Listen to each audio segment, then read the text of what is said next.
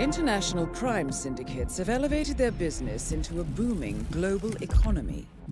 Criminal entrepreneurs use next-gen social profiling to recruit from all walks of life, offering irresistible opportunity for personal riches, radical belief, or twisted pleasure.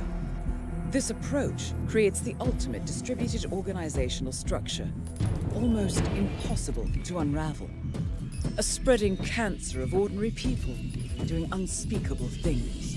No one is above suspicion. Clients looking for justice are lining up, but with no names to the contracts. So this time, a little more footwork is needed, 47. Our MO is to identify trusted syndicate members, take them out, and analyze the ripples in their digital footprints. With enough input, we'll be able to track down the leaders and shut down the syndicates one at a time. I'll leave you to prepare. Hello there, Gamerinos and Gamerinas. Welcome to UnicornStorm. This is Rady, and I've taken a look at the new Hitman Freelancer DLC. The free Freelancer DLC. That adds a whole new game mode to this already pretty extensive game. In this freelance mode, 47 has to work himself up to the top again by taking on a bunch of smaller contracts to earn money, collect intel, and bring down international crime syndicates that threaten societal stability. During a single campaign, 47 takes on 4 different syndicates of his choosing, one after another, but should he fail taking out even one of the leaders or causes too much of a ruckus, the whole campaign fails and 47 has to start over. But you can use earned money and previously collected weapons to prepare and plan ahead and give yourself an edge over your adversaries. At least, that's the idea. In execution, pun intended, it looks a bit different. So, a campaign contains multiple missions that are kinda like the contracts from the base game. You revisit mission locations from any of the trilogy's base game, but now you have to kill a random NPC, sometimes in a specific way, at least if you want to get some extra money. Those mission targets are low-level members of a crime syndicate, and killing them is implied to send ripples through the system, to give you an idea where the elusive leaders of the syndicate reside. That means, after completing a few tasks, you discover the syndicate leader's location, but you still don't know exactly who the target is. But completing the previous missions rewarded you with some helpful information on the target. At least, that's what's implied in universe. At the start of a showdown, the final mission of a syndicate contract, your handler Diana gives you a description of the target, and based on that you have to find out who the actual leader is. This really reminded me of a mission from Silent Assassin, where 47 had to kill a Russian general or something who had some body doubles with him, and you had to figure out who the real one was. And depending on RNG, this can be harder or easier. Sometimes you can clearly rule out some of the suspects, but other times they are dressed so similarly and show the same behavior, so it might happen that you kill the wrong suspect. It happened to me. Thankfully, this doesn't automatically result in a failed mission, so it's not too bad. And there are ways to manipulate the suspects to have an easier time. So all in all, this whole concept of the showdown missions is a lot of fun.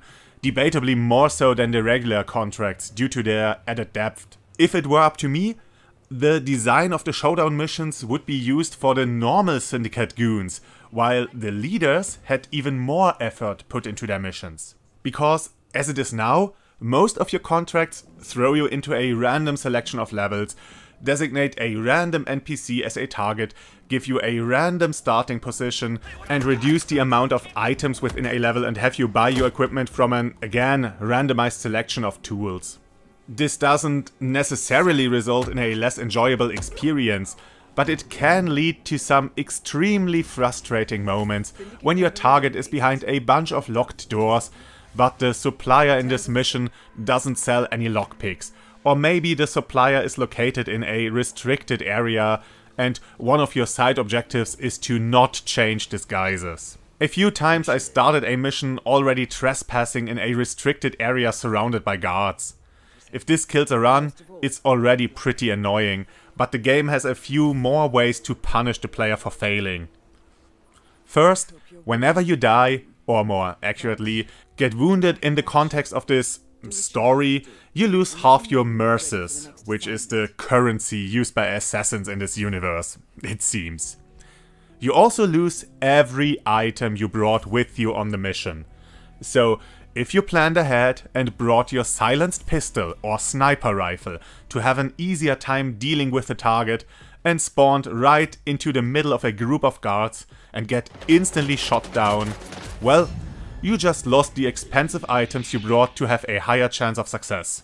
So failure is punished pretty harshly, which kinda disincentivizes using your best equipment because you could just lose it for effectively forever, just because the game didn't want to cooperate. To offset this a bit, I guess, most of your tools, like explosives, sedatives, distractions and the like, will never be kept in your stash after completing or failing a campaign. They are temporary by nature, which kinda incentivizes using them frequently. So there's that. But there's a caveat to all this. You kinda have to unlearn your behavior and playstyle from the main game. Normally, Hitman wants you to go for the silent assassin rank, where you don't kill anyone but the mission target, where you don't leave evidence or raise the alert. And this is possible since the behavior of all the key players in a mission is handcrafted, and everything is designed around you, slowly getting more and more access to an area, find the required disguises along the way, and especially with the current World of Assassination trilogy, complete side missions to open up nearly impossible to fail execution opportunities. That's not how this game mode works. There might be a silent assassin sub-objective, but mostly missions are a lot messier than in the base game. There's just too much randomness and none of the regular targets have some special behavior that specifically opens them up for a quiet dispatch. Sometimes a target never visits a remote or private place, so you just have to get it over with quickly and escape the place before security arrives and guns you down. Which often enough can be done quite easily, since witnesses don't raise a global alert, but rather have the guards looking for you in your current disguise in the close vicinity. That doesn't mean you can just swap disguises all you want and never get caught, but the game is quite lenient in how quickly different security people catch on to you. I don't remember it being this complex in the base game, but maybe I just never experienced it because I always restarted when I failed to keep the silent assassin ranking. So you don't have to, nor should you strive for perfection in this mode. You're not doing a hit on a high-profile target that gets you prestige within the assassination society or whatever. You kill regular people who work for a crime syndicate on the side. You ambush servants, cooks, security personnel, or just regular people on the street to force the syndicate leader out of hiding. So it makes sense that the missions are a lot messier than 47's regular MO. My problem with that is that it just doesn't feel like 47. I believe this would have been better with a new assassin, maybe even a customizable character, or maybe even a team of assassins to explain why you keep on operating even after getting shot full of holes. But yeah, that's just preference. Like, well, pretty much anything in this video. The other thing I'd change is a bit of a big one. I'd massively expand the planning phase, and by that I mean include an actual one. The base game has a planning phase to modify the missions on repeat playthroughs. You can plan certain disguises and items within the levels and even unlock different starting points. This system is weirdly absent from freelance mode, even though its inclusion makes a lot more sense in here. As it is now, all you do during preparation is selecting a mission from a list and, if you choose so, equip a limited amount of weapons and or items. During the mission you can use the money you earned up to that point to buy more equipment from suppliers. And that's pretty much it when it comes to this game's economy. There is no real strategic use of your money. When things go well, you can buy tons of useful stuff within the missions, but when things go badly, you struggle to earn enough to even get the necessary items. And if you bought an expensive weapon and then die during that mission, you come back with even less, because the spent money is gone, the weapon itself is gone, and you lose the penalty fee on top. And since you can't influence the way a mission is structured in any way, you're constantly at the mercy of the game and of course the RNG gods. If you already have a required item to clear a mission with all its sub-objectives, or if the supplier within the mission offers what you need and you got the required amount of money, then everything's fine. If not, well, then you have no other choice than completing the mission suboptimally. And while this can be fun as a more chaos-oriented Hitman mode, it doesn't really give me that feeling of building my own assassination franchise, of planning this huge campaign to bring down shadowy figures who manipulate things from behind the scenes. Here's how I'd prefer this system to work. First, deposit all the money 47 earned after a successful mission into a secure account that isn't affected by any penalties the game might throw at you. All the money he had on him when he died is lost, and the player can decide how much money they want to withdraw and bring with them on any mission. So to be used for buying extra equipment from suppliers or paying informants for valuable intel and stuff. This already adds some planning and depth to the game's economy. Next, reintroduce the planning phase, but in a slightly different way than in the base game. There you unlocked more and more options with an increasing rank within the mission. So the more sub-objectives and methods of taking out your targets you've already completed, the more advantages you were able to utilize. For the freelance mode, I'd throw out the rank requirement but put a price tag on any advantage. Let the player pay for planted items and even intel on the targets or other helpful stuff. Maybe pay off the guards in advance so that they are a bit less perceptive.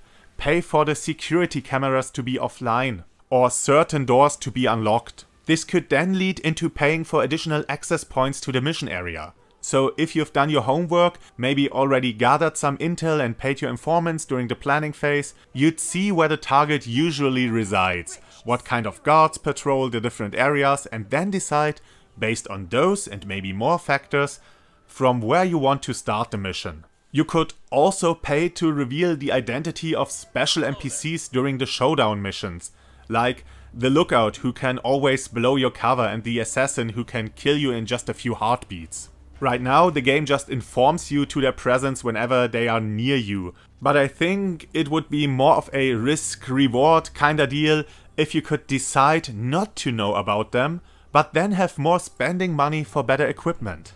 You could even make it so that during each final Syndicate mission you could pay for extra hints on the actual target. But to be honest, I'd rather have it so that you have to discover the clues to the leader's identity within the missions leading up to the Syndicate finale. So solving the missions gives you the basic information, but clearing sub-objectives gives you extra hints, like the color of the leader's shirt or their sex, stuff like that. By that, there would also be a lot more pressure on the player to successfully take down each of the targets before the showdown mission.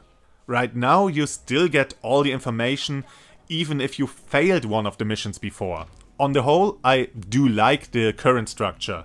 You have to complete an increasing number out of the available missions to unlock the showdown with the Syndicate leader. Failing one of those missions raises alert, and now all the other missions have a higher security rating. And failing a high alert mission ends the campaign unsuccessfully and you have to start from scratch. So it's like you have one extra life per Syndicate, which is alright. Now just tweak this with a system similar to Hitman Blood Money and give the player the choice to at least lower some of the elevated security measures. And yeah, I know, I'm once again creating a wholly new game. Don't get me wrong, this new mode got me back into playing Hitman, so it did a great job. And it's a free update, so I don't want to seem ungrateful. It just gave me this, let's call it hunger for more. It would be great if the next Hitman or World of Assassination game, as the franchise now seems to be called, were a full-blown assassination management simulation game with complex planning before the tried and true Hitman gameplay. But until we get something of that kind, we can have a blast with Hitman's freelance mode, in addition to all the other stuff. Damn, right now this package has some really great value. They recently merged all the games together, so if you buy the redubbed Hitman 3, now World of Assassination, you get all 3 campaigns with the base game's contracts and player-made contracts, elusive targets, arcade mode, and this new freelance mode. So yeah, if you're even slightly interested in this murder sandbox and haven't played the current trilogy, then now's the best time to get into it. And with that, I wish you the greatest of days. This has been Rady, and I hope to see you again on the next game.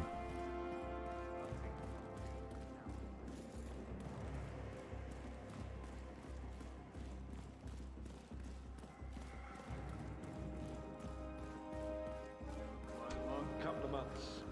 Yes, you could see. Hey, security guy.